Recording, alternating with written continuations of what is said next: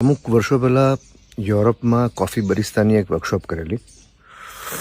ત્યાં આગળ એ લોકોએ એમ શીખવાડ્યું કે કોફીનું ટેસ્ટિંગ આવી રીતે કરવાનું,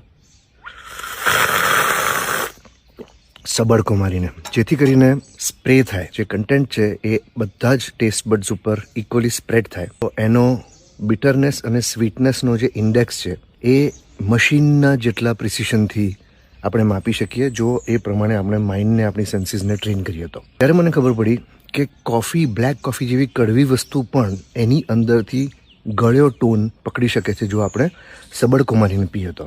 અને એટલે મને રિયલાઇઝ થયું કે કેમ જૂના લોકો, કે કેમ જેને આપણે ઘણી વખત ગામડિયા કહી દઈએ છીએ, એવા લોકો સબડકા મારીને પીએ છે, જેથી કરીને ખાંડનો મેક્સિમમ ટેસ્ટ, ઓછામાં ઓછી ખાંડ હોય તો પણ ચા ગળી લાગે, અને પ્લસ ગરમને ઠંડુ ફીલ કરીને પી શકાય. એ તો જાણે કે ખરું જ, પણ એ કારણ આપણને બધાને ખબર છે.